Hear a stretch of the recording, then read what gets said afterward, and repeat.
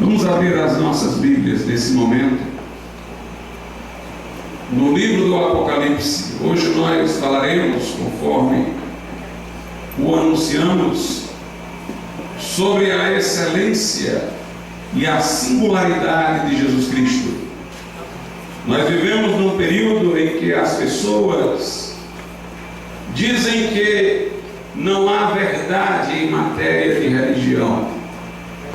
E religião se afere pelo grau de satisfação psicológica que pode dar aos seus fiéis, e que uns se sentem bem de um jeito, outros se sentem bem do outro, dizem que vários caminhos levam a Deus e colocam Jesus no mesmo patamar que Buda, que Confúcio e outros como Maomé e de outras religiões, como se tivéssemos um panteão com várias divindades, sem que Jesus tenha qualquer singularidade e exclusividade. Dizem que isso é religiosidade inclusiva, ecumênica, ecológica, global. Mas nós, cristãos, que cremos na autoridade da Bíblia, jamais desistiremos de dizer que a nossa fé é diferente. O cristianismo nem sequer pode ser enquadrado dentro de um mesmo gênero que qualquer religião. Todas as religiões são tentativas humanas de alcançar o favor de Deus. Mas a mensagem cristã é que nós não conseguiríamos jamais isso. Mas Jesus veio buscar e salvar o que se havia perdido. Não é o caminho que construímos para Deus, é o caminho que Deus construiu para nós. Não somos nós a procura de Deus, mas é Deus a nossa procura. Por isso que C.S. Lewis uma vez disse: quando eu me converti buscando saber sobre Deus, procurando informação sobre Ele, inicialmente eu me senti como um caçador. Mas quando eu encontrei Jesus, eu descobri que o caçador era Ele, eu era a caça. Apocalipse capítulo de número 1.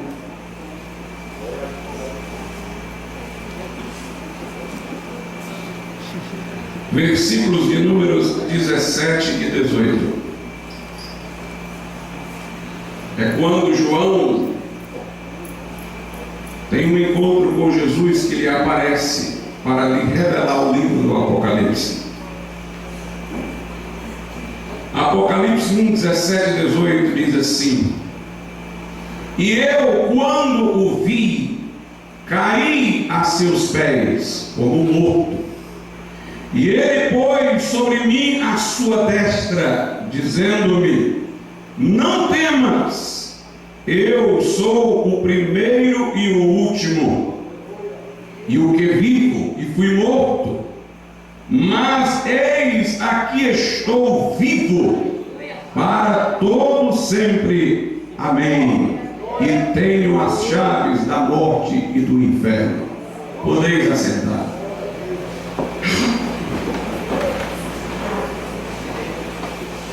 O livro do Apocalipse às vezes tem sido lido com uma motivação errada. Pessoas há que o leem com curiosidades acerca de como os eventos futuros hão de acontecer. Com certeza, no livro do Apocalipse, como em outros livros proféticos, são anunciados eventos vindouros. Mas o objetivo do livro é mostrar a glória de Jesus. Jesus aparece a João logo no capítulo 1, de modo bem diferente daquele que João o conheceu antes de sua morte e ressurreição. Quando o próprio João sentiu-se à vontade para encostar a sua cabeça no peito de Jesus, por ocasião da celebração da ceia, quando Jesus a instituiu. Aqui Jesus aparece com outra imagem. Seus olhos são como chama de fogo, seus cabelos brancos como a lã, seu rosto brilha como o sol na força do meio-dia. Seus pés são como latão reluzente, saindo de uma fornalha de sua boca, sai uma espada aguda de 2 gumes. Ele veste uma roupa talar sacerdotal, e quando João vê, estremece e cai por terra. João agora está vendo Cristo em sua glória após a ressurreição, a ascensão. Jesus é que o tranquiliza, tocando, diz: não temas. E Jesus faz afirmações acerca de sua singularidade. Ele diz: eu sou o primeiro e o último, o alfa e o ômega, o princípio e o fim. Portanto, não se coloca outro a concorrer com ele. Ele é o primeiro e o último. Sou aquele que esteve morto, mas eis que vivo para todo sempre. Na verdade, para o homem, em todas as suas tentativas de resolver os seus problemas, a morte é aquela questão que parece mais difícil. Não encontramos uma forma de reverter o evento da morte. A Bíblia mostra que a morte é um inimigo terrível da humanidade, que entrou no mundo pelo pecado, o último inimigo a ser vencido. Mas Jesus venceu a morte, por isso ele tem as chaves da morte e do inferno. Tragada foi a morte na vitória. Jesus ressuscitou ao 3º dia. E neste seu poder sobre a morte, manifesta-se também a sua singularidade.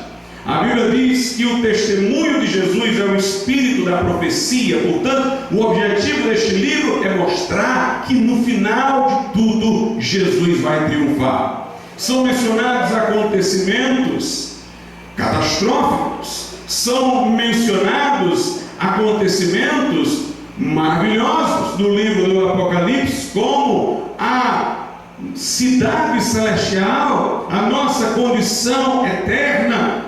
Mas o objetivo do livro é mostrar que aquele cordeiro que na cruz foi morto, mas agora vive, venceu.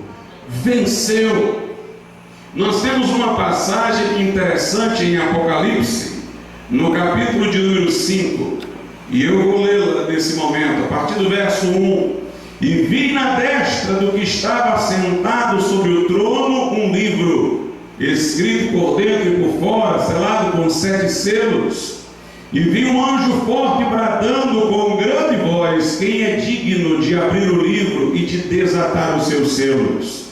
Este livro, que contém o anúncio de certo juízo de Deus sobre a terra, é representativo de toda a história humana.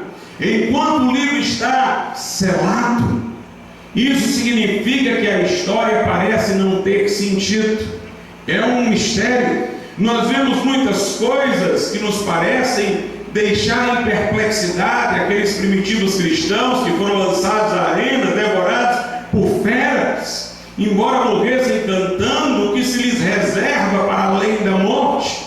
E aqueles que foram, por exemplo, tão cruéis em relação a eles e não se arrependeram, o que lhes espera? Haverá justiça, haverá correção das situações em desequilíbrio no presente tempo. No final prevalecerá o bem, a justiça. A história parece uma coisa misteriosa. Há uma dúvida, o livro está selado. Por isso vem a pergunta: quem é digno de abrir o livro e de desatar os selos, de dar sentido à história? Quem rege a história? Quem triunfará no final da história? O verso 3 diz: e ninguém no céu, nem na terra, nem debaixo da terra, podia abrir o livro, nem olhar para ele. E eu chorava muito, porque ninguém foi achado digno de abrir o livro, nem de o ler, nem de olhar para ele.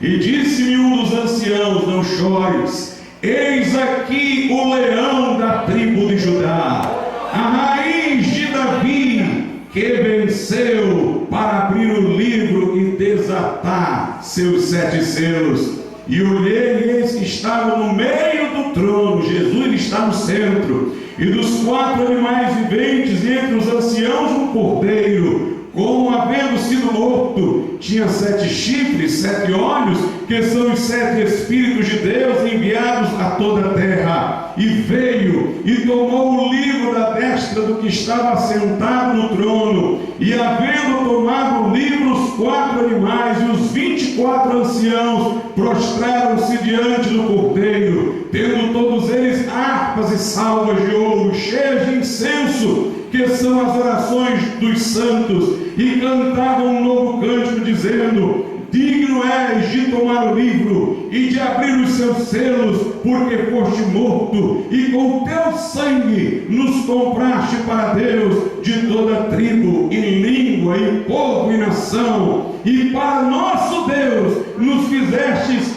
reis e sacerdotes, e reinaremos sobre a terra. E olhei e ouvi a voz de muitos anjos ao redor do trono, e dos animais, e dos anciãos, e era o número deles milhões de milhões, e milhares de milhares, que com grande voz diziam: digno é o Cordeiro que foi morto de receber o poder, e riquezas, e sabedoria, e força, e honra, e glória, e ações de graças. E ouvi toda a criatura que está no céu e na terra e debaixo da terra, e que estão no mar, e todas as coisas que neles há, dizendo ao que está sentado sobre o trono e ao Cordeiro: sejam dadas ações de graças, e honra, e glória, e poder para todos sempre. E os 4 animais diziam: amém. E os 24 anciãos prostraram-se e adoraram ao que vive para todos sempre.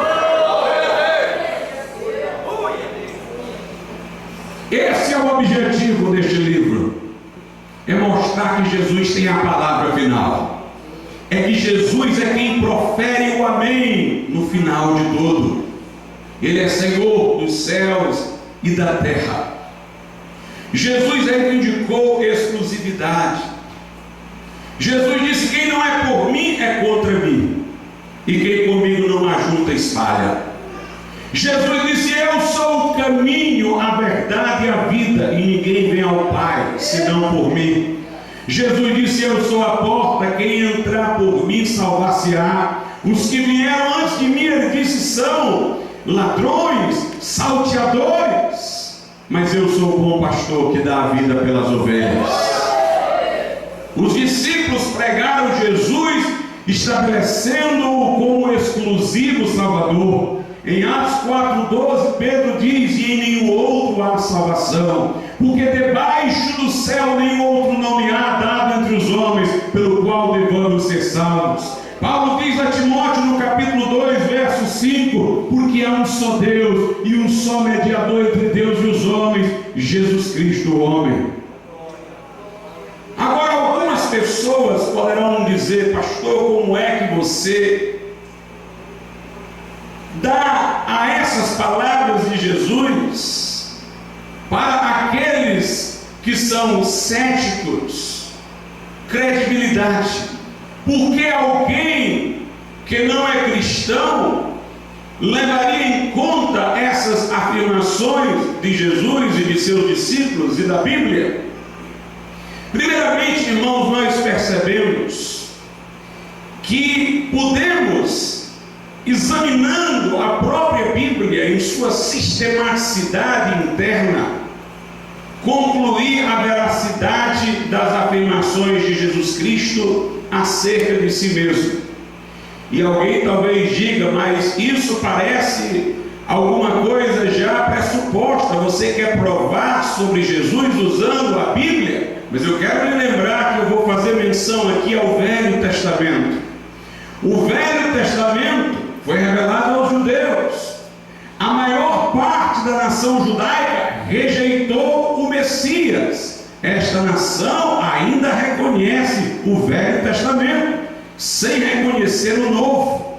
Então, se um povo que abraçou o Velho Testamento com tanta intensidade, muito embora tenha rejeitado a Cristo, tem em seu livro indicativos de que Jesus Cristo era quem disse ser, então nós estamos aqui não apelando para algo que já se pressupunha estar do lado de Jesus. Para os judeus, o Velho Testamento estaria contra as afirmações de Jesus. mas vamos ver como a Bíblia já profetizava acerca de Jesus, e vamos ver como sua unidade temática está em Jesus. Jesus está em toda parte da Bíblia, e eu me refiro aqui de modo mais importante àquela parte da Bíblia escrita muito antes de Jesus ter se encarnado.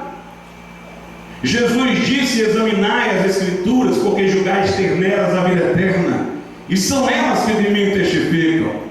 Jesus disse aos judeus: se vocês crescem em Moisés, creriam em mim, porque Moisés deu testemunho de mim. Quando nós lemos o Gênesis, vemos que ao criar o mundo, Deus disse: façamos o homem à nossa imagem, conforme a nossa semelhança. Deus usa uma linguagem no plural, porque Deus é triuno, Pai, Filho e Espírito Santo.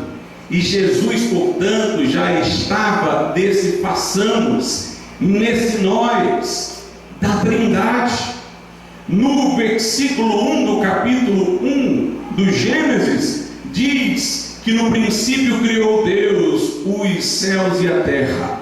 Princípio pode ser entendido como o início do tempo, mas também a Bíblia diz lá no Apocalipse que Jesus é o princípio da criação de Deus.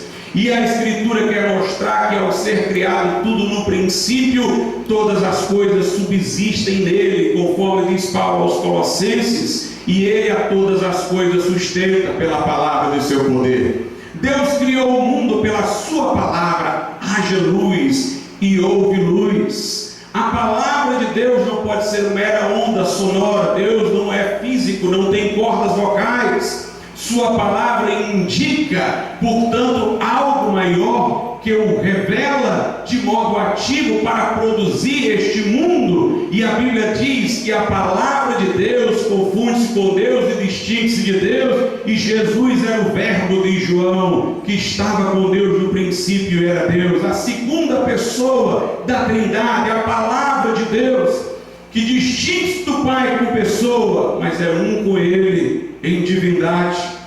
Nós, portanto, vemos já claramente alusões implícitas à pessoa de Jesus. Assim que o pecado entra no mundo, que Adão transgride o único mandamento que Deus lhe dera, a Bíblia Sagrada diz que ao aparecer a Adão e Eva, Deus diz que da descendência da mulher viria um que esmagaria a cabeça da serpente. Uma promessa de redenção, na qual há sacrifício, porque disse que a descendência da serpente lhe esmagaria o calcanhar, portanto indicando que ele seria ferido de alguma maneira. A expressão calcanhar é para indicar que o ferimento não é definitivo, porque um calcanhar ferido se recupera, indicando que, muito embora Jesus tivesse morrido, ele haveria de ressuscitar. A morte não seria para ele um ferimento mortal, mas o de Satanás sim, porque ele esmagaria a cabeça da serpente. Ele desfez definitivamente a obra de Satanás. Então nós temos ali uma promessa de redenção. Adão e Eva cobrem-se porque sentem vergonha de sua nudez, um perante o outro. Mas quando Deus se apresenta, Adão se esconde e diz que está nu, muito embora já tivesse feito uma vestimenta preventiva com folhas de figueira. Mas embora já se sentisse vestido frente a Eva, ante Deus ele continua a se sentir nu, porque sua culpa não foi coberta. Aí a Bíblia diz que Deus veste Adão e Eva com túnicas de peles.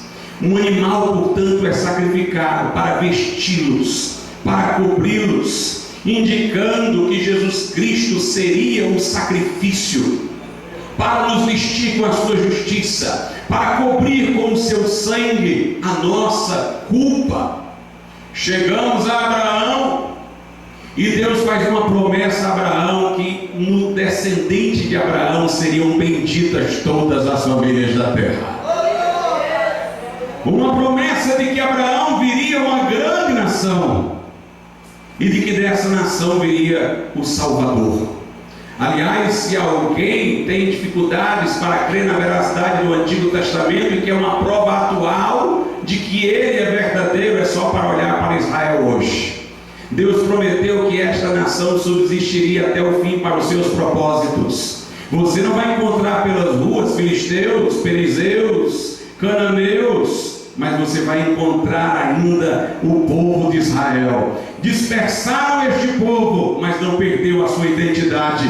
Deus diz no Apocalipse que em um só dia seria reconstituído como nação. Cumpriu-se por decisão da ONU, voltaram à sua terra, mostrando, portanto, que as promessas de Deus a Abraão são verdadeiras. Não há outra forma de explicar a história de Israel senão por um milagre, senão por uma intervenção sobrenatural de Deus na história.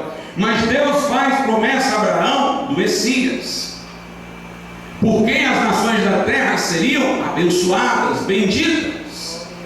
A Bíblia chama Abraão de amigo de Deus. Um amigo é aquele que conhece os sentimentos do outro, muito mais do que conhece sobre o outro enquanto pessoa. Deus compartilhou os seus sentimentos com Abraão. Quando levou Abraão ao Monte Moriá para quase imolar o seu filho, o objetivo de Deus não era que Isaque fosse por Abraão sacrificado. Deus na hora interferiu. Deus estava não apenas provando a fé de Abraão, como nós costumeiramente dizemos, e é verdade, mas Deus estava fazendo Abraão saber a dor que o próprio Deus teria de entregar seu filho à morte por nós. Por isso que Abraão foi chamado de amigo de Deus, porque ele conheceu empaticamente o coração de Deus. Deus amou o mundo de tal maneira que deu o seu filho unigênito. E Deus disse a Abraão: toma o teu filho, teu único filho, a quem amas, e leva. E a Bíblia diz que na hora que Abraão foi sacrificar Isaque, não o fez, porque o anjo disse: não faças, agora sei que temes a Deus. E naquela hora apareceu entre os arbustos, lá no monte, um cordeiro que foi sacrificado no lugar de Isaque. E ali, meus irmãos, nós temos mais uma prefiguração de Cristo, que morreu para que nós pudéssemos ter vida. Abraão gera Jacó, Isaque que gera Jacó, Abraão gera Isaque, Isaque gera Jacó. Jacó é aquele que tem o seu nome mudado para Israel e é o grande patriarca, portanto, da nação, porque ele dá o nome. Jacó, quando fugia de seu irmão Esaú, ele teve um sonho e viu uma escada que vinha do céu à terra, e por ela os anjos de Deus subiam e desciam. Ele estava tendo uma visão de Cristo, simbolicamente falando. Jesus é a escada que liga os céus à terra, o mediador. E lá nos evangelhos Jesus vai dizer: vocês ainda verão os anjos subindo e descendo sobre o Filho do Homem. Jesus é a escada de Jacó. Jacó tem os filhos que vão ser os, digamos assim, pais das tribos que vão se formar em Israel. Entre os seus filhos está José. A história de José aconteceu, mas ela também aconteceu sob uma supervisão de Deus para tornar-se ilustração do Messias. José é vendido pelos seus irmãos, assim como Jesus foi rejeitado pelo seu povo. José, porém, no Egito, ele vai da humilhação à ascensão e torna-se uma pessoa eminente no Egito. E quando vem uma grande fome que poderia fazer seus familiares morrerem, é ele que lhes traz a provisão. É a ele que seus irmãos acorrem para ter provisão e serem salvos daquela grande fome naquele momento. José se torna uma prefiguração de Jesus Cristo. Nós temos, portanto, inúmeras passagens no Gênesis. Nós podemos ver o seguinte, lá em Gênesis 49, uma profecia de Jacó para um de seus filhos, Judá. Jesus veio da tribo de Judá, da linhagem de Davi. Note, no Gênesis, veja o que Jacó falou para a tribo de Judá. Gênesis 49, 10. O cetro não se arredará de Judá, nem o legislador dentre os seus pés, até que venha Siló, e a ele se congregarão os povos. Quem é Siló? É Jesus. Siló quer dizer enviado, vem daquela mesma raiz da palavra Siloé, que é aquele tanque que a Bíblia diz no Novo Testamento, que significa enviado. O cetro não se arredará de Judá, nem o legislador dentre os seus pés, até que venha o enviado, e a ele se congregarão os povos. Jacó profetiza a seu filho Judá, que é de sua linhagem, que vem o Messias, o Salvador. Nós temos, irmãos, profecias no livro de Salmos, profecias representativas, onde o salmista fala como se o Messias fosse, fala de suas mãos e pés atravessados, fazendo referência à cruz, fala daquilo que Jesus falou na cruz, Salmo 22, Deus meu, por que me desamparaste? Faz alusão a que seu lado seria ferido, faz alusão a que ele teria sede quando estivesse na cruz. Quando nós continuamos na Bíblia, nós vemos lá no livro do profeta Isaías descrições sobre Jesus incríveis, que nós o julgaríamos como sendo o homem mais desprezível. Não tinha ele beleza para que o desejássemos, Isaías 53, mas ele tomou sobre si as nossas iniquidades, levou sobre si as nossas enfermidades, foi moído, foi traspassado pelas nossas transgressões, iniquidades, o castigo que nos traz a paz estava sobre ele, e pelas suas pisaduras nós fomos sarados.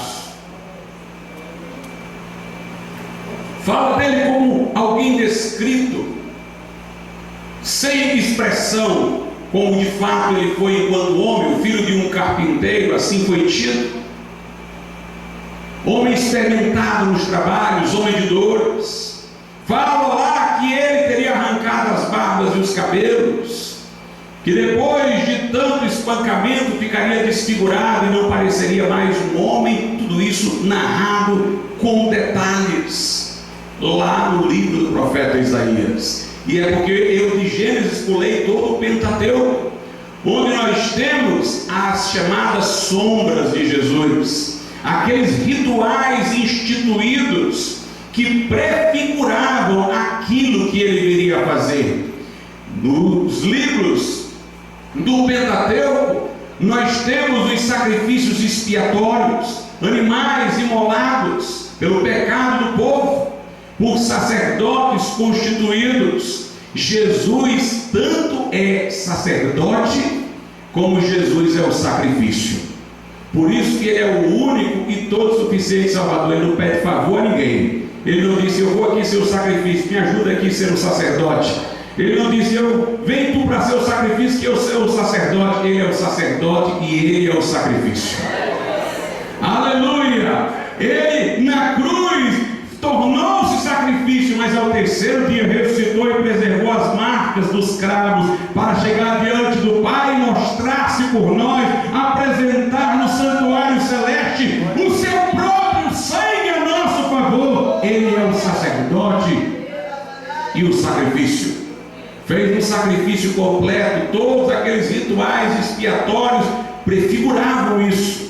E interessante que o sacerdócio da lei era um sacerdócio vinculado à tribo de Levi. Mas no livro de Salmos, o salmista fala do Messias e diz que ele vai ser sacerdote de uma outra ordem, da ordem de Melquisedeque. E lá na carta aos Hebreus, a Bíblia diz: Jesus é sacerdote, mas não é da tribo de Levi, é da tribo de Judá, porque ele é aquele sacerdote profetizado pelo salmista, segundo a ordem de Melquisedeque. A palavra profética sobre o Messias era essa: tu és sacerdote para sempre, segundo a ordem de Melquisedeque. Jesus é o sacrifício e o sacerdote. Jesus veio da tribo de Judá, como vimos profetizada, para dela vir o Messias, conforme o Gênesis. Veio da descendência de Davi, como Deus prometera a Davi, através de seu pai José. Jesus foi contado na genealogia de Davi, porque a ancestralidade de José estava na casa de Davi. Nós vemos na Bíblia menção a que Jesus entraria em Jerusalém montado num jumentinho, irmãos. Isso está profetizado no Velho Testamento. e aconteceu tal qual foi dito. Nós temos no Velho Testamento a profecia acerca de que um dos discípulos trairia Jesus, aquele que põe a mão no prato comigo, esse trai. Nós temos no Velho Testamento profecia sobre por quantas moedas de prata Jesus seria traído, por 30. E tudo isso cumpriu-se exatamente, que suas pernas não seriam quebradas. A dos malfeitores, uma à direita, outra à esquerda, foram quebradas, mas a de Jesus não foi quebrada, conforme o que foi profetizado.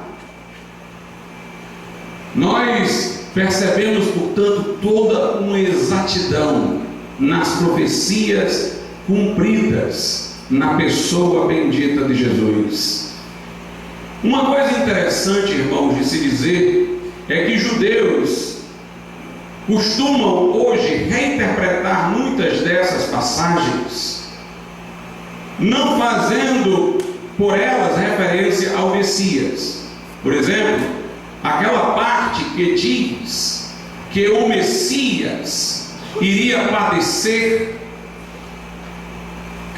lá em Isaías seria o servo sofredor, seria moído pelas nossas transgressões, que seria desfigurado. Aquela parte eles em geral não aplicam mais ao Messias. Alguns acham que se refere à própria nação de Israel, em seu sofrimento sobre a terra. E alguns dão uma interpretação simbólica porque eles não conseguiram conciliar na mente aquelas profecias acerca do triunfo do Messias, que reinaria, que seria um príncipe da paz, que reinaria gloriosamente, e aquelas que falavam de seu sofrimento.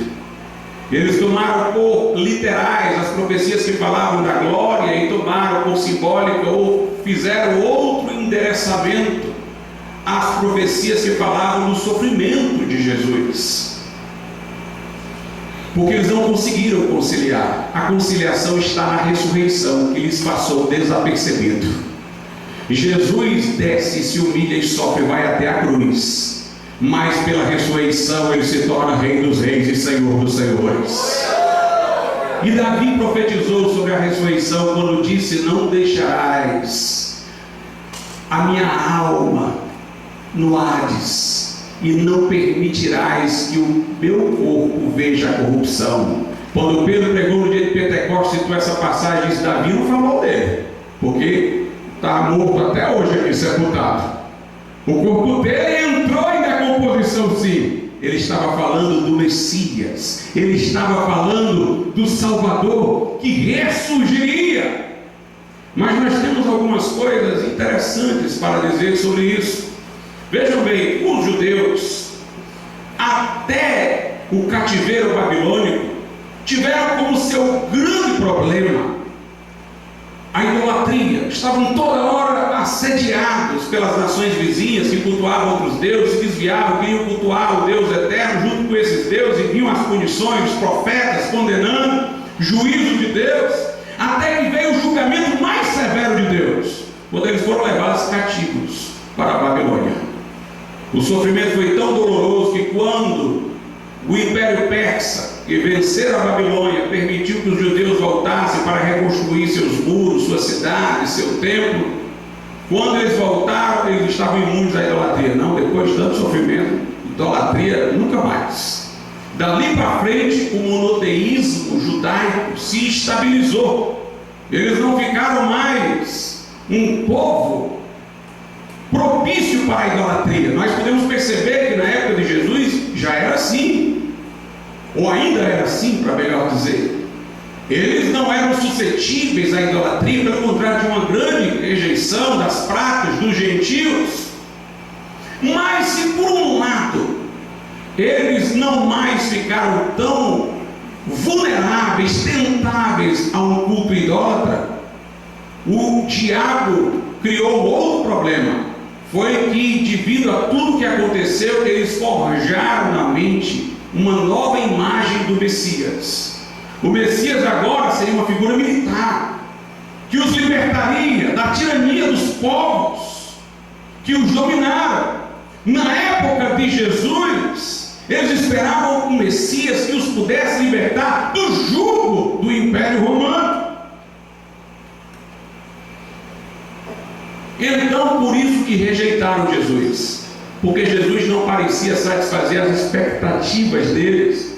Mas o que eu quero lhes dizer é que essas expectativas que eles tinham não eram orientadas pela leitura da Bíblia, mas pela experiência dolorosa que tiveram, que os fez sempre imaginar o Messias agora como um grande general e um humano, não como sendo o próprio Deus que haveria de encarnar-se. Mas, meus irmãos, os Targums eram livros que os judeus tinham acessórios à Bíblia. Na verdade, não eram complementares, eram livros de exegese. Esses livros tinham comentários interpretativos sobre os versículos da Bíblia, muito similares ao que os juristas medievais chamavam de glossa. Há uma escola de Colônia de juristas na Idade Média que pegou textos do direito romano e eles pensavam como é que nós vamos interpretar esse texto, e disputavam entre si qual era a melhor interpretação. Aquele que mostrava-se com um argumento mais forte tinha direito de fazer uma glossa, uma anotação ao lado do texto dizendo como ele deveria ser entendido.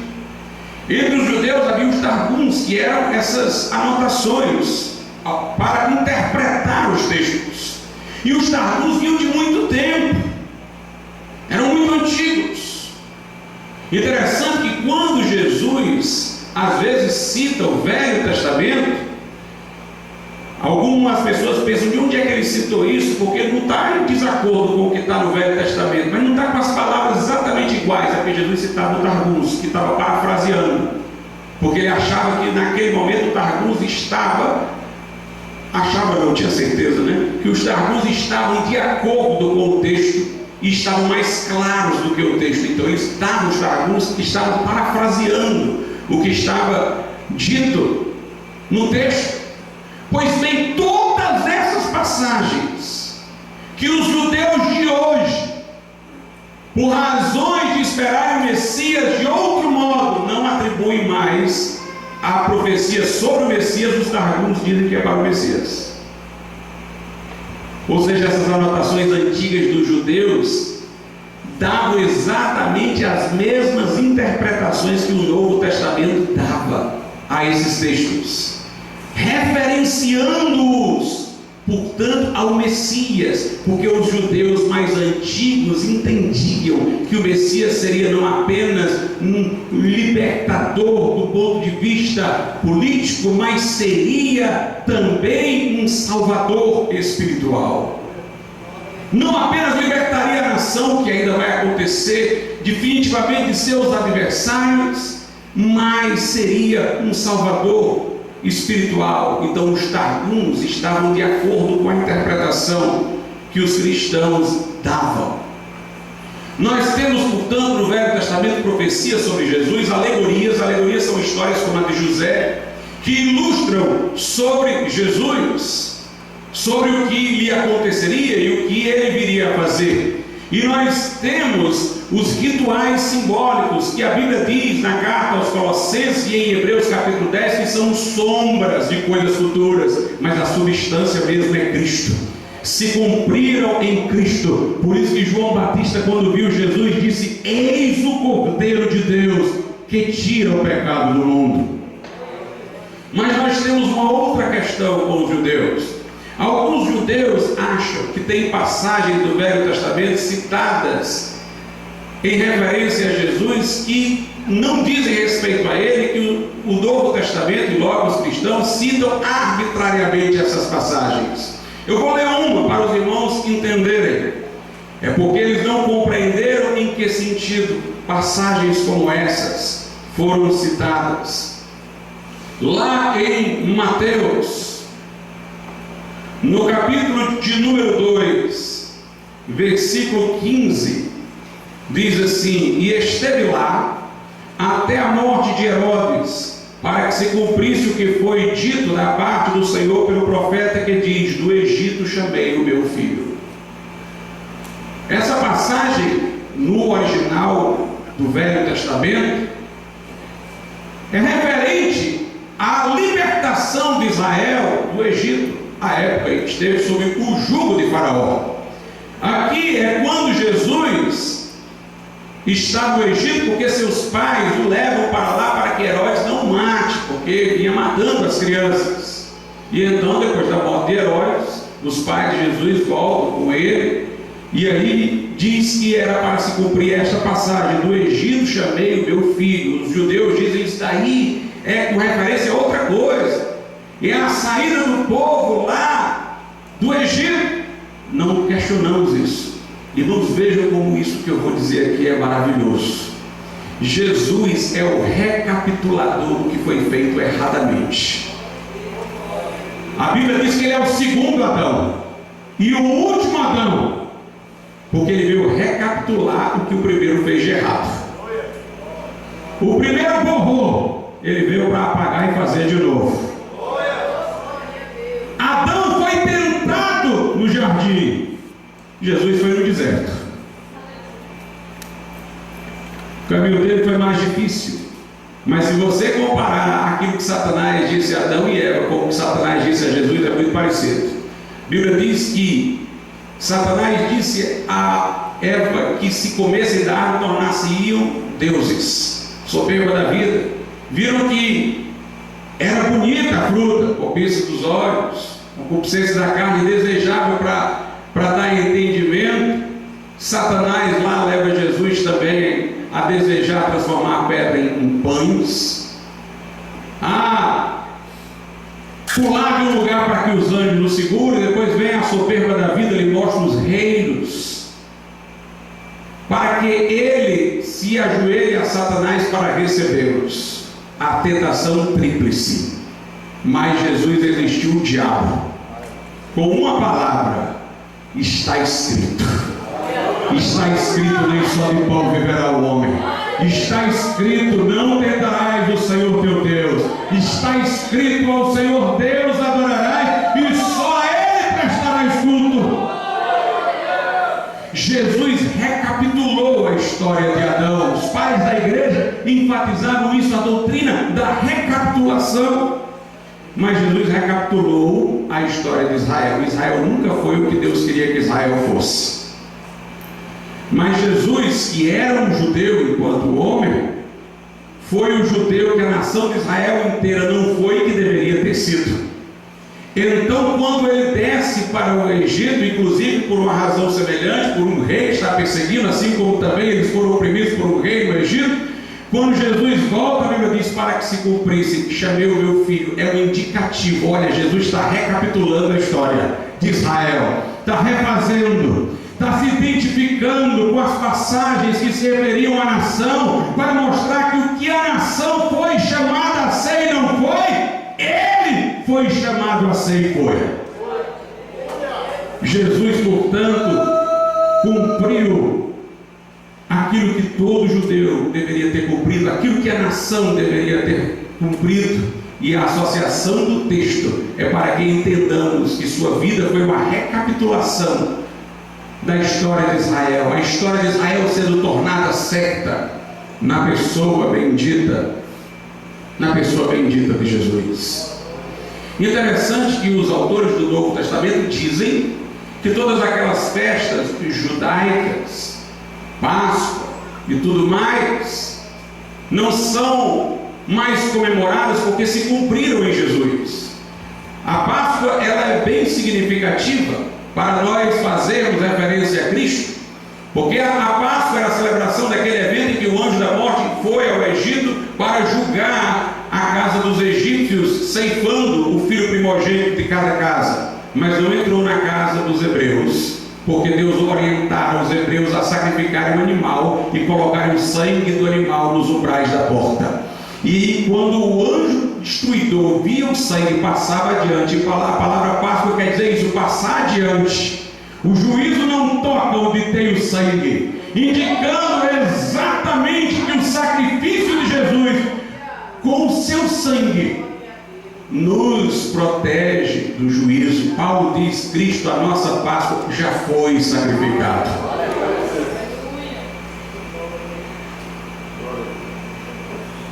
Até Josué, que introduziu o povo na terra prometida, Josué é a versão em hebraico do nome de Jesus, uma figura de Jesus que nos vai levar para a glória, para o céu.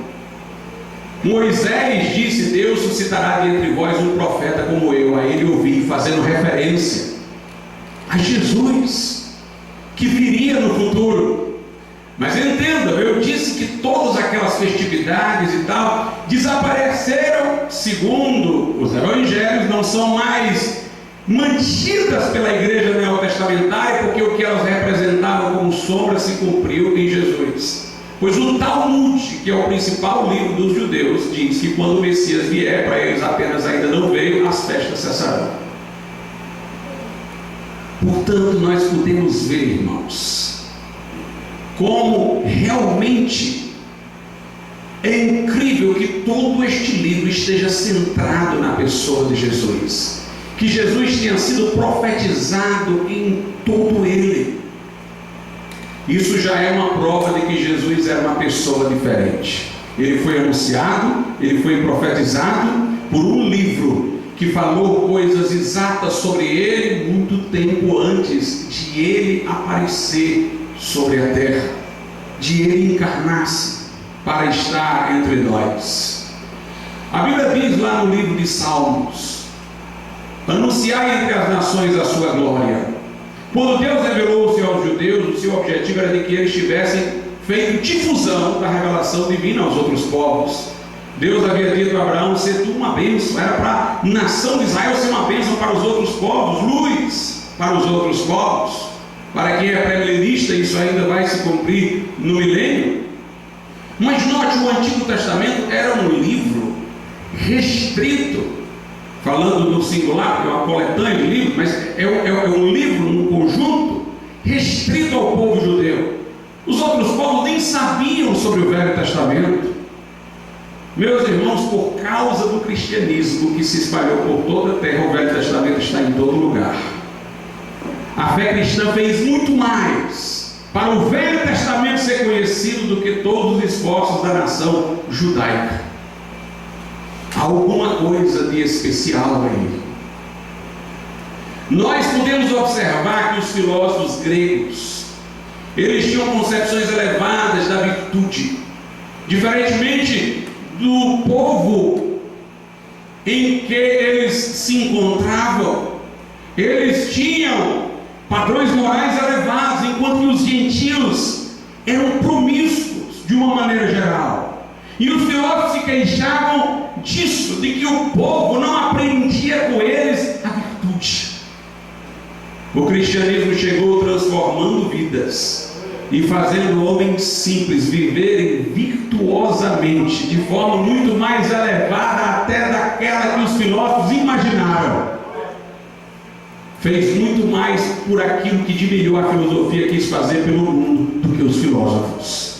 Os pais apologistas que defendiam a fé cristã, dos perseguidores do Império Romano, como Tertuliano, que viveu no século II, faziam alusões detalhadas ao comportamento exemplar dos cristãos, dizendo: vocês têm os melhores súditos, porque perseguir estes homens que andam nessa vida de correção, de humildade, de idoneidade. Há, portanto, alguma coisa aqui excelente. Nós percebemos que o maior desafio dos literatos até hoje, o maior desafio dos literatos, foi desenhar a figura de um homem perfeito, um homem ideal, um homem modelo. Mas eles nunca se sentiram realizados. E o Novo Testamento desenhou esse homem perfeito, ideal, que é Jesus. Será que o que os melhores literatos do mundo, com todo o seu esforço imaginativo, não conseguiram? Alguns pescadores incultos se reuniram e conseguiram desenhar, irmãos? Ou será que simplesmente estavam registrando a verdade? Jean-Jacques Rousseau, o filósofo, ele disse: Jesus é a pessoa mais excelsa e sublime que se possa imaginar.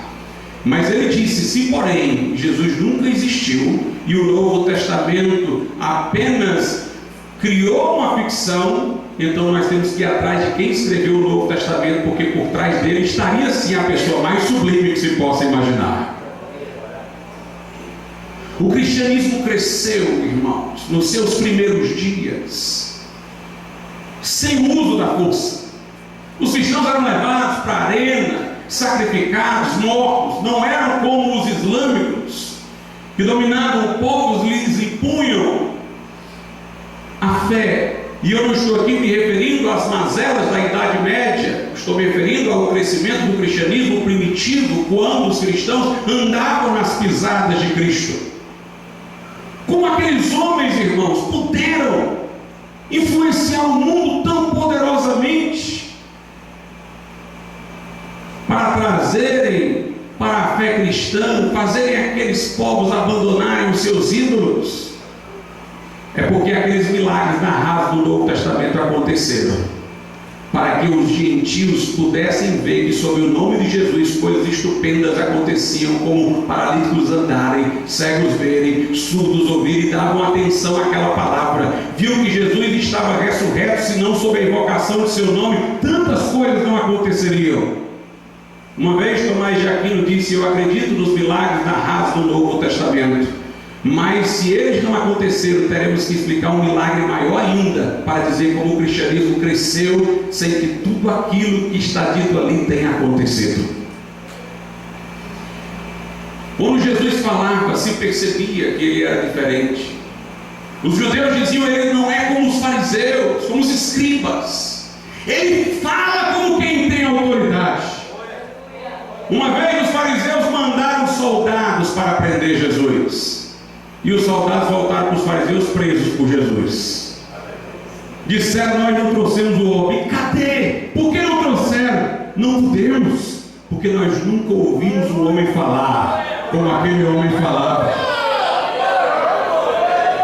Jesus mostrou sua superioridade, irmãos, porque ele é Deus encarnado. Os judeus não deveriam ter se assustado tanto de um Messias não ser um simples homem, mas o próprio Deus que se fizera homem. Porque já no Velho Testamento nós tínhamos as teofanias, e Deus apareceu em forma humana como a Abraão. Nós temos um Deus que é próximo de nós, um Deus que nos ama e que vem ao nosso encontro de acordo com a nossa necessidade. Portanto, não deveriam ter se assustado com o modo como Jesus veio. Isaías disse: uma virgem conceberá. Ele veio de modo sobrenatural. Seu nascimento foi inigualável, concebido por obra do Espírito Santo. Alguém diz: isso é difícil demais de acreditar. Independente de um nascimento ser por obra do Espírito Santo no ventre de uma virgem, todo nascimento já é um milagre. Se você não estivesse tão acostumado, você estaria assustado. O mesmo Deus que faz o nascimento natural, que nos parece tão extraordinário, é o mesmo Deus que foi capaz de fazer o Espírito Santo gerar um corpo para Jesus no ventre de Maria. Ele não podia participar da carne e sangue dos demais homens, porque senão ele estaria vindo de Adão. Ele estaria na herança de Adão e sob a maldição que estava sobre Adão. E ele não poderia nos salvar, porque então ele próprio precisaria ser salvo. Mas ele veio como o segundo e último Adão, cabeça de uma nova humanidade, princípio de uma nova criação. Ele veio, irmãos, sem levar em si as consequências do pecado inicial, para que pudesse, pelo seu sacrifício, nos resgatar de todos os nossos pecados. A Bíblia Sagrada diz-nos o seguinte em Mateus, no capítulo de número 12, versículo 6: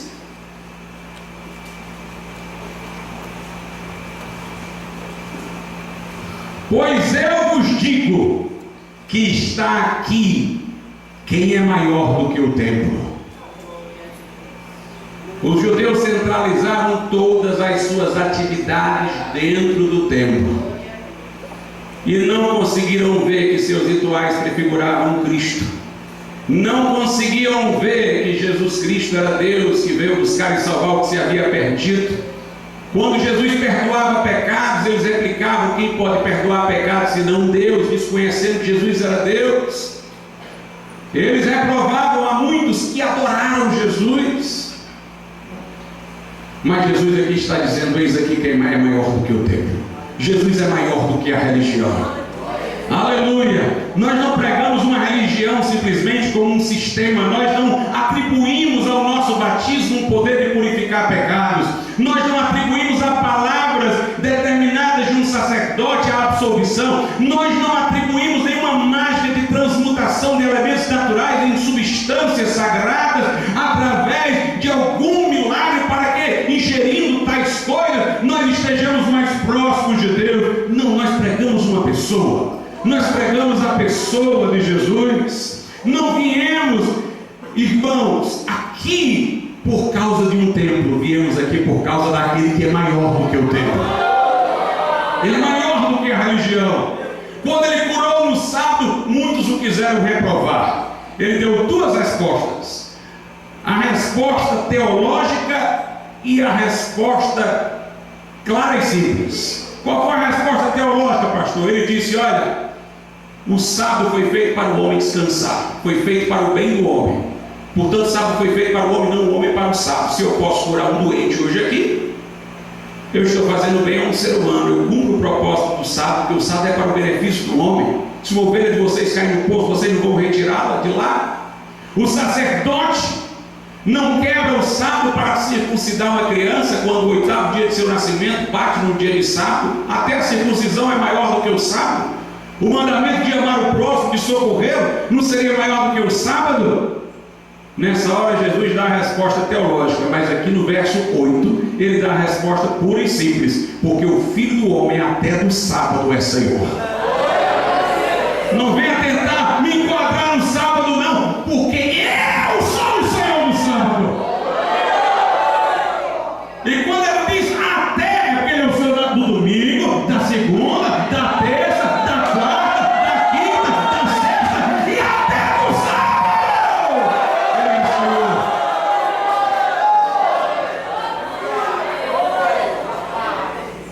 Aleluia.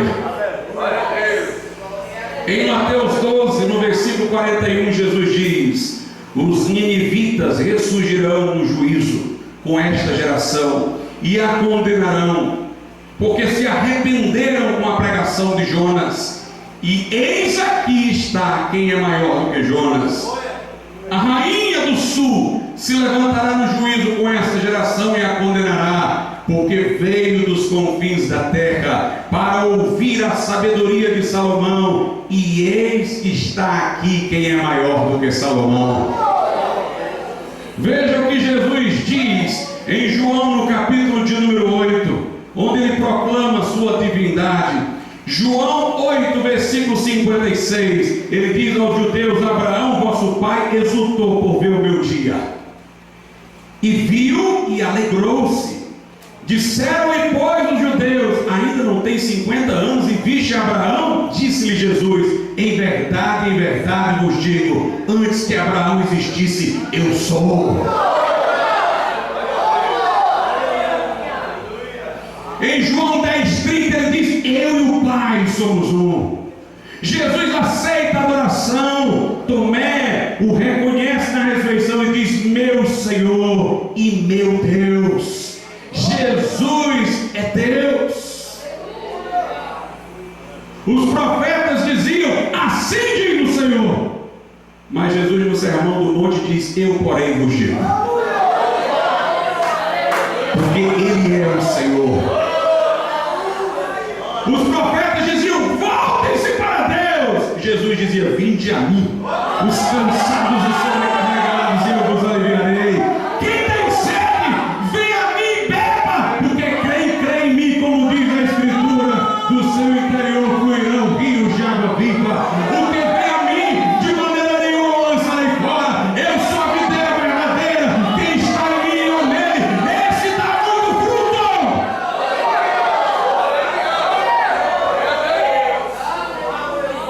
Nenhum homem fez afirmações tão categóricas como Jesus e teve tanto impacto sobre o mundo.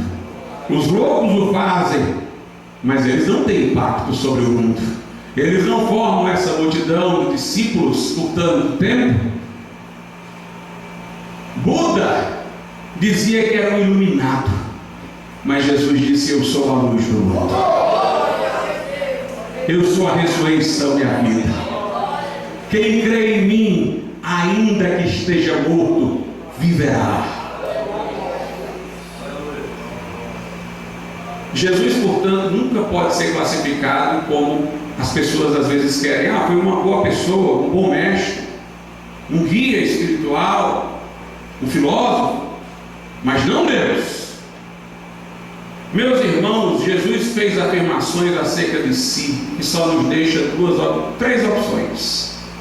Ou ele era quem ele disse ser, Deus, divino, ou ele era um mentiroso, descarado, ou ele era um louco. Agora, como ele poderia ser um mentiroso e dizer como dizia? Ele olhava para os fariseus que o acusavam de alguma coisa e dizia: quem dentre vós me convence de pecado? Me convence de um pecado que eu pratiquei. E não lhe apontavam um. Judas, o traidor, depois da traição, lamentando, disse: pequei contra sangue inocente. Pilatos lavou as mãos, porque disse: eu não quero me envolver com a morte desse justo, eu não vejo nele crime algum. Ninguém pegou Jesus numa mentira ou outra. Ele não era um mentiroso, também não era um louco, irmãos, porque Jesus ensinou coisas extraordinárias, mostrou sua capacidade de resposta quando os fariseus queriam prová-lo por várias vezes e ele os calava, com uma sabedoria que do céu procede. Só resta uma opção: Jesus era Deus, era quem ele disse ser.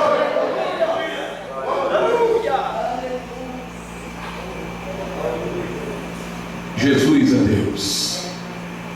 O mais curioso é que se ele não fosse Deus, ele fez tantas afirmações fortes sobre si que nós diríamos que ele era um megalomaníaco orgulhoso. Mas Jesus parece tudo menos um orgulhoso. Um orgulhoso não lava os pés dos seus discípulos. Um orgulhoso não toca em leprosos. Um orgulhoso não dá preferência pelos pobres e acolhe os aleijados para curá-los. Se associa com ex-beberrões, publicanos, prostitutas. Entra na casa de pecadores, não para deixar os pecadores, mas para os resgatar do pecado. Enquanto lá de fora os fariseus diziam: "Você este homem é santo, o que é que está fazendo aí?" Meus irmãos, os políticos de hoje precisariam aprender com Jesus, porque Jesus, enquanto homem, usou o seu poder só para servir aos outros e não para servir a si próprio. Ele multiplicou pães e peixes para alimentar uma multidão faminta.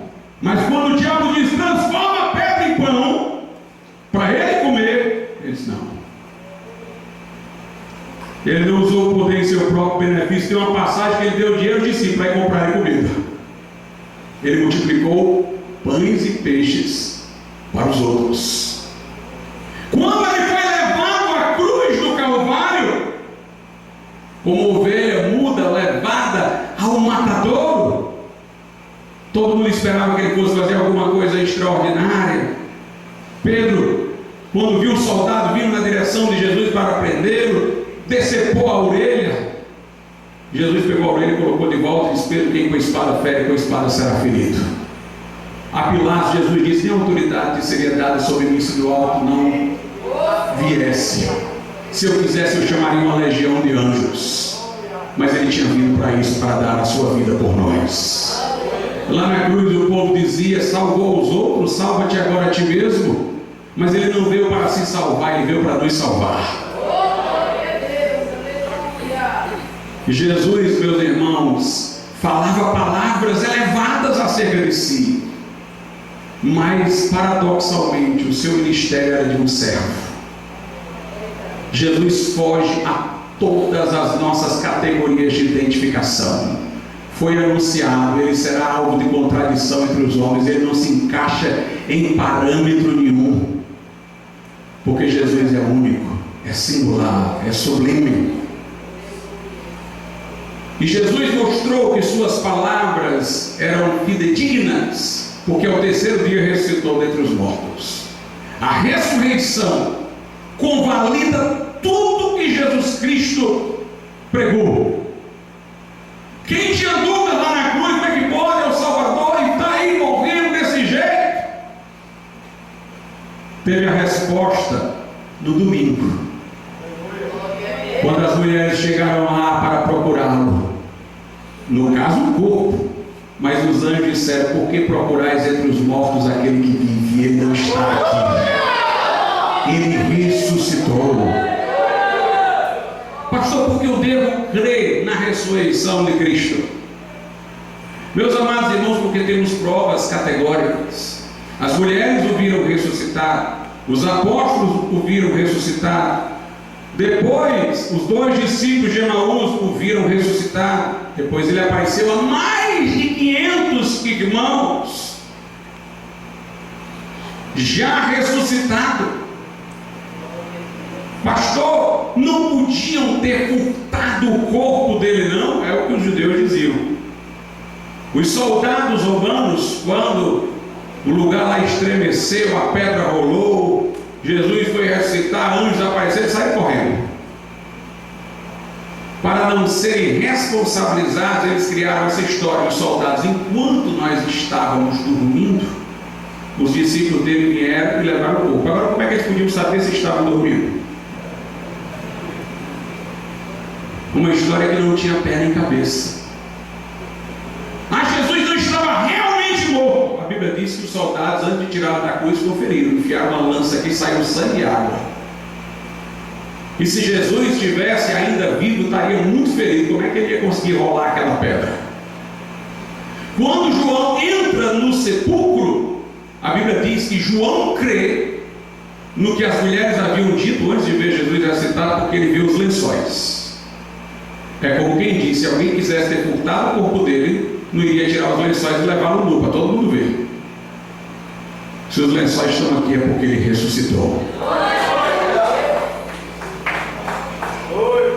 Mas eu quero que você pense nisso. A história desses homens, 500 pessoas aproximadamente, era a mesma. Uma mentira não dura muito. Logo aparece alguém para contar a história diferente, para dizer que não foi bem daquele jeito. Mas ninguém modificou a história.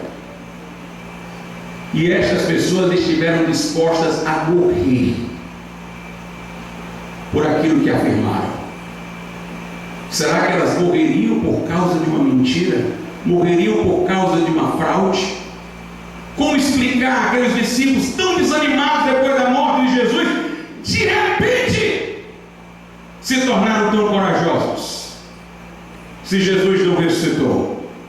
Paulo diz que Jesus apareceu a ele e ele estava indo para perseguir a igreja, e de perseguidor virou o maior apóstolo, porque ele disse: eu vi o Senhor ressurreto.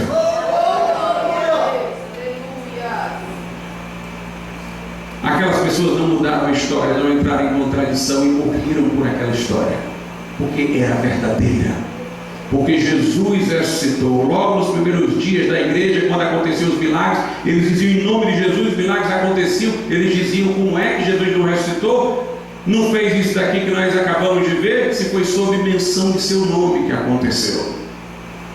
Se o nosso Cristo vive, seu corpo não foi encontrado, o sepulcro está vazio, porque Jesus ressuscitou dentre os mortos. Jesus ressuscitou dentre os mortos. Alguém talvez diga assim: pastor, e por que eu devo crer nas narrativas da Bíblia? Esses discípulos não podiam ser crédulos demais, não? Meus irmãos, tem gente que imagina que nós hoje somos científicos, e as pessoas daquele tempo acreditavam em qualquer coisa. Os discípulos não acreditavam, não. Jesus teve que convencê-los de que havia ressuscitado. Tendo aparecido a eles ainda não acreditaram. Jesus pediu comida só para comer e eles poderem ver que era o Cristo, não era o fantasma. Tomé disse: eu só creio se eu tocar. Tomé era mais científico que qualquer um, só se eu ver as marcas e se eu colocar a mão lá. Aí Jesus aparece a Tomé: está aqui, Tomé, vem, coloca. Eles tiveram tanta dificuldade de acreditar como qualquer homem do nosso tempo. Eu vou lhes dizer uma coisa: os argumentos a favor da ressurreição de Jesus são tão fortes que, se fossem comparados a argumentos que levam um criminoso para a cadeia no tribunal, eles ainda seriam mais fortes para convencer a ressurreição de Jesus do que um criminoso que cometeu um crime. São mais testemunhas, são mais fatos corroborando. O corpo de Jesus não foi encontrado, os milagres que aconteceram, o crescimento do cristianismo. As pessoas poderão ter dificuldade de crer, não porque os argumentos não existem, mas porque elas pressupõem que milagres não acontecem.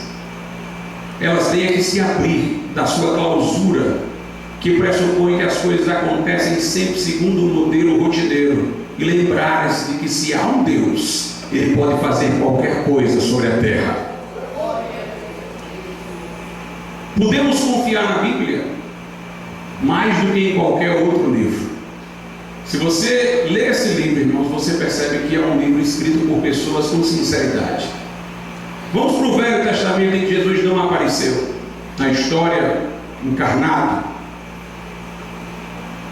Quando alguém escreve um livro sobre os seus heróis, faz com que esses heróis sejam inerrantes, supremos. Elas ocultam os defeitos que eles tiveram, exageram na menção das virtudes desses heróis. Mas a Bíblia fala, irmãos, dos fracassos de todos os patriarcas do Velho Testamento. Abraão foi um servo de Deus, mas, dizendo uma meia-verdade acerca da sua esposa, quase a expôs à concupiscência de um rei que poderia tê-la tomado para si. Abraão, precipitando-se para ver cumprida a promessa de Deus de que ele teria linhagem, por sua mulher ser estéril, teve relações com a sua escrava. O que lhe foi uma pedra de tropeço, porque do filho que ele teve com a escrava vieram os árabes, que até hoje perseguem os judeus, descendentes do filho de Abraão, que no final veio com a sua legítima esposa Sara, Isaac. Jacó, a Bíblia mostra que Jacó enganou o pai, não idealiza. A Bíblia fala de Davi, do seu fracasso, do adultério que ele cometeu, embora tenha se arrependido. De Salomão, como foi levado ao erro por suas mulheres. Escritores da Bíblia, irmãos. Salomão escreveu o Provérbios, Davi escreveu o livro de Salmos. Esse livro aqui mostra claramente os seres humanos como são. Se fosse um livro forjado, essas pessoas seriam idealizadas. Mas não, se mostram os seus feitos bons e os seus erros. Há até alguns críticos da Bíblia que dizem que esse livro é devasso, porque fala de coisa muito grotesca, porque fala dos erros de todo mundo mesmo. No Novo Testamento é a mesma coisa. Já pensou em escrever que Tomé não acreditou em Jesus? Tomé podia ter ficado com raiva: como é que vocês disseram isso sobre mim? Mas aqueles homens queriam escrever a verdade. Está escrito que Pedro negou Jesus 3 vezes. Que Pedro uma vez falou bobagem e Jesus disse: para trás de mim, Satanás. Está escrito. Os erros desses homens, a humanidade falível desses homens está manifestada. Mas Jesus não. Em sua boca não se achou engano. Esses homens falam de si enquanto escrevem, denunciam os seus próprios pecados, mas a imagem de Jesus é salvaguardada. Se eles quisessem mentir, eles falariam bem de si, mas eles proclamam seus erros, seus fracassos, suas quedas. Mas de Jesus eles não podem falar nada, porque Jesus de fato era perfeito. Esse é um livro que merece confiança. No dia de Pentecostes, Pedro falou aos judeus: Jesus foi varão aprovado entre vocês com sinais e prodígios. Se os judeus tivessem que replicar, replicariam. O Novo Testamento foi escrito no século I, poderia ser desmentido por pessoas que tinham o maior interesse de dizer isso aqui não aconteceu, mas sabiam o que tinha acontecido. Os de agora querem contestar a veracidade da narrativa, mas os daquele tempo não aceitavam Jesus, mas não podiam negar que Jesus havia feito o que está relatado, o que está relatado nesse livro.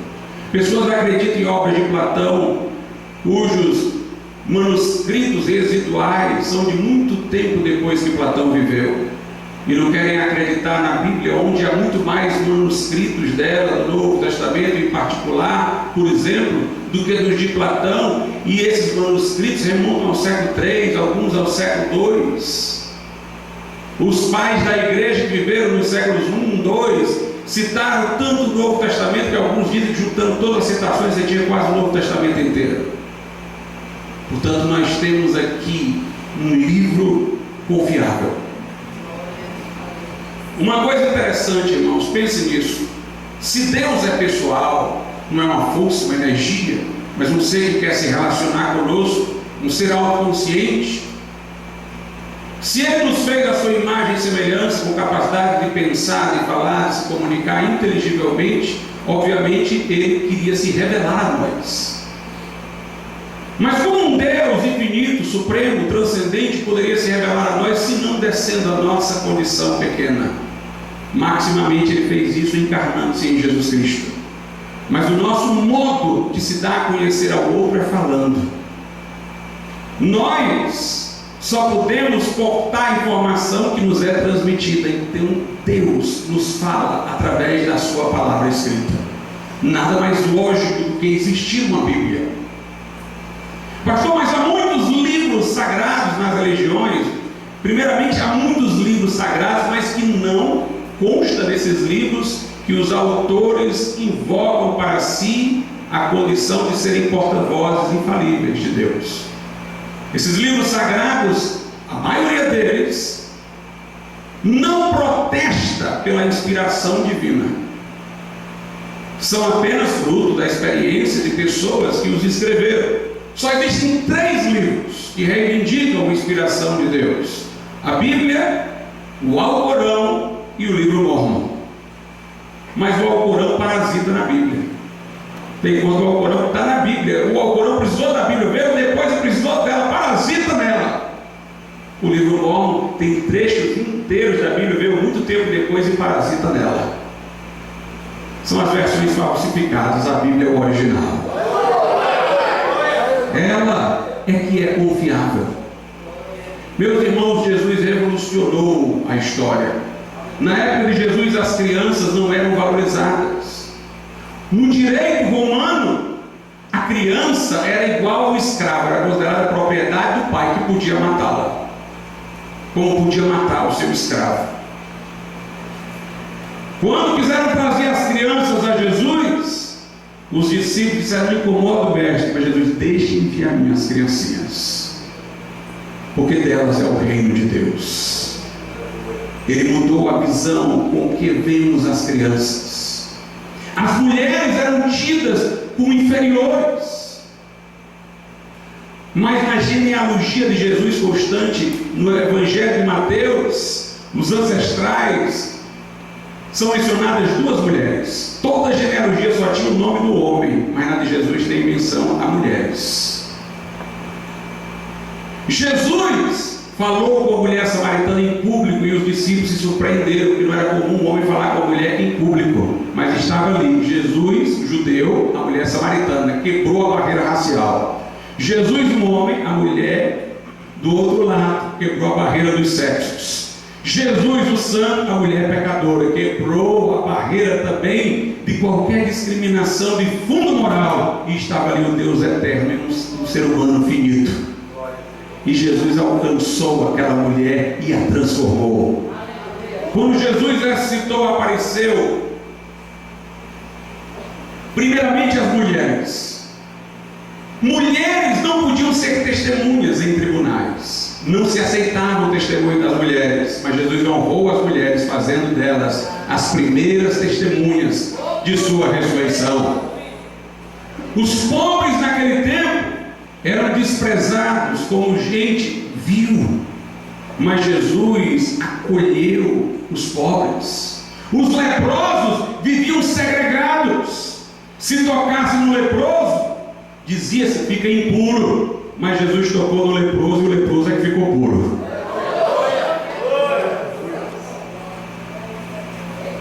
Curou os aleijados, os cegos, os surdos. Naquela época havia uma espécie de seleção natural. Aleijado, cego, surdo não vale nada, porque não pode servir o exército, não é útil a defesa da nação. Mas Jesus olhou para esses. Naquele tempo ninguém tinha dignidade enquanto pessoa, só tinha dignidade enquanto cidadão. O que não tinha cidadania em lugar nenhum, não tinha valor em lugar nenhum. Mas Jesus ensinou a cada um de nós que nós temos um valor diante de Deus, porque Ele veio morrer por nós.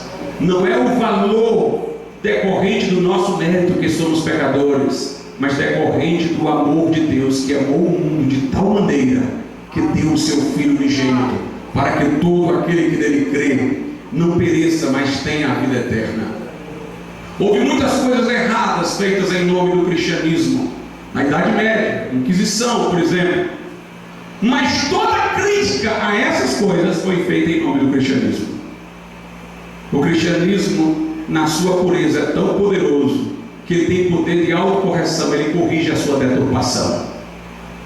Durante o período de escravidão negra, muitos se diziam cristãos e tinham esta prática, mas os abolicionistas lutavam contra isso em nome do cristianismo interpretado legitimamente. Os países do Oriente Médio vivem sob um tipo de opressão de muito tempo atrás, porque não tem poder de autocorreção. Porque Maomé era um conquistador bélico. Ele não pode inspirar um modelo de autocorreção, mas Jesus, ele é inspiração. Se alguém age em nome dele de forma diferente daquela que ele agiu, nós podemos dizer: não foi assim que Jesus fez. Não foi desse modo que Jesus fez. Um missionário da Índia muito conhecido, Stanley Jones, ele foi desafiado para um debate. E a pessoa devotou-se para criticá-lo ao Antigo Testamento, período de guerra, de barbárie, em que Deus mandou às vezes dizimar povos ímpios, que sacrificavam seus filhos ao deus Moloque, colocando crianças nas mãos de um ídolo de bronze e ouro, onde punham lenha dentro, aqueciam, e a criança fervia nas mãos daquela divindade. E Deus disse: destrói esses povos para Israel. Eram tempos de barbárie, e dentro daqueles tempos Deus usou também a força, uma nação, para corrigir as outras. E a pessoa ficou lá pesquisando isso. Eu vou aqui derrubar, mostrando como é que Deus disse isso, como é que Deus fez isso. Aí quando ele chegou para debater com Stanley Jones disse o seguinte: olha, ele citou tanta coisa do Velho Testamento. Ele disse: olha, eu vou dizer uma coisa para você. Você está falando aí de tempos de construção para algo maior. Quando você vê um edifício sendo construído, vê a coisa ali tudo ainda em andamento, aí você diz: o negócio aqui não vai dar certo. Não, esse negócio aqui não vai dar certo não. Isso aqui não tem bem, isso aqui vai cair, como é que pode isso aqui? Mas quando o edifício está terminado, deu certo.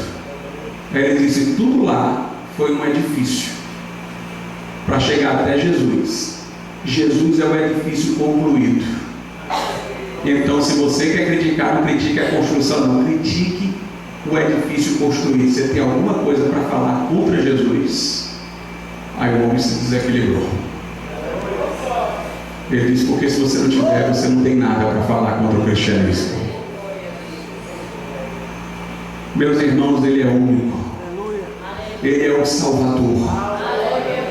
Tudo foi feito por intermédio dEle. Sem Ele, nada do que foi feito se fez. A mensagem de salvação está na cruz. Os judeus pedem um grande sinal, os gregos uma sabedoria filosófica, mas nós pregamos a Cristo crucificado, escândalo para os judeus e loucura para os gregos. Somos pecadores manchados, não temos entrada diante de Deus senão sendo lavados no sangue que Jesus verteu na cruz do Calvário. Ele não disse, ide aquele ali, ide aquele acolá, ide a Meca, ide ali, ide acolá. Ele dizia, vinde a mim, eu vos aliviarei. Vinde a mim, vocês não terão sede. Portanto, se você precisa, venha a Jesus nessa noite. Vamos ficar de pé. Convido os irmãos que tocam para louvar a Deus nesse momento. No nome de Jesus. Você possa louvar o Senhor com o seu coração. Graças ao Senhor Jesus. Graças ao Senhor.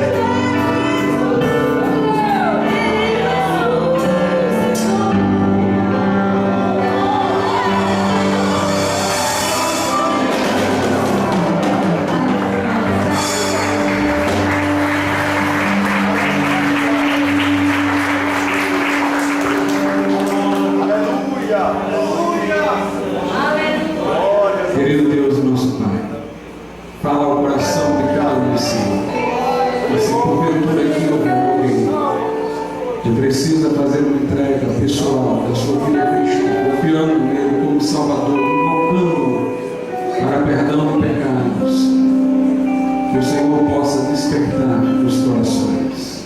Em nome de Jesus. Se nessa noite houver alguém aqui que ainda não tomou uma decisão definida, resoluta, em arrependimento de pecados, para entregar a sua vida ao Senhor Jesus, e você quer fazê-lo nessa noite, eu gostaria de convidá-la a nesse momento levantar a sua mão, e nós iremos orar, se houver alguém. Talvez alguém que esteja afastado e precisa se reconciliar com Deus. Se houver alguma pessoa, nós queremos orar por sua vida também nessa noite.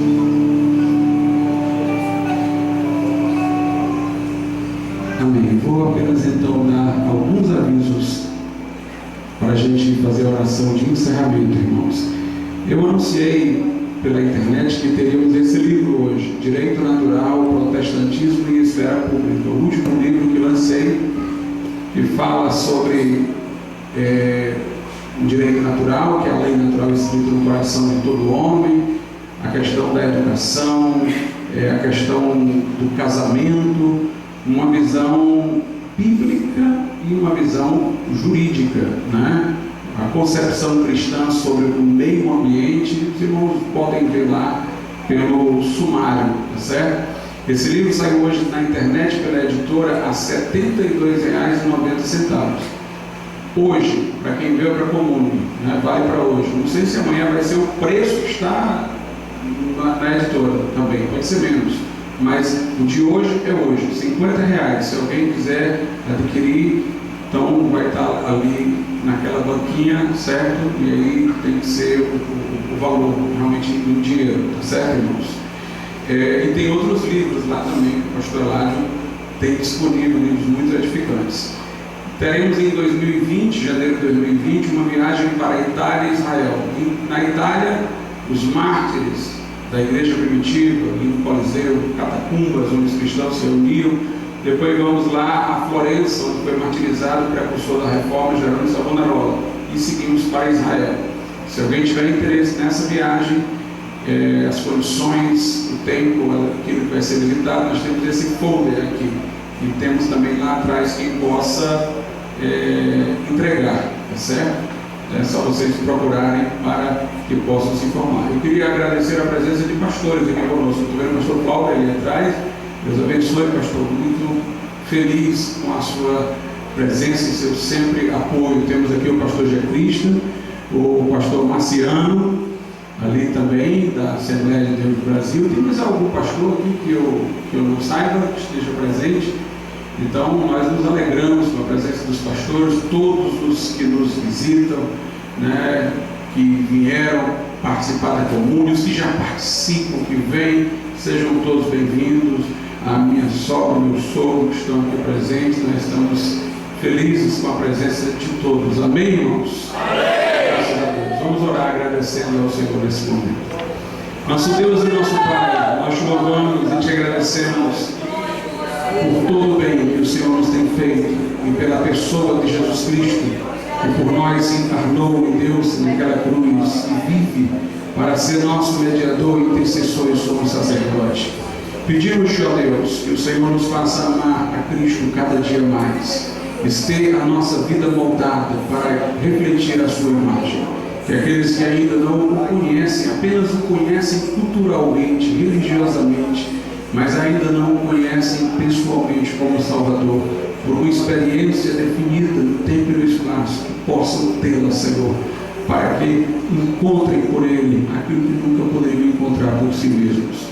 Que o Senhor possa nos levar em paz aos nossos lugares, abençoar a Comune, abençoar, meu Deus, esse ano letivo e todas as suas atividades. Que o teu povo seja testemunha viva em que lugar estiver. Abençoa também, Senhor, a mãe do irmão Janus, trazendo cura e saúde para ela, em nome de Jesus. E que a graça de nosso Senhor Jesus Cristo, o amor de Deus, a comunhão do Espírito Santo seja com todos. Amém e amém. Deus abençoe a todos.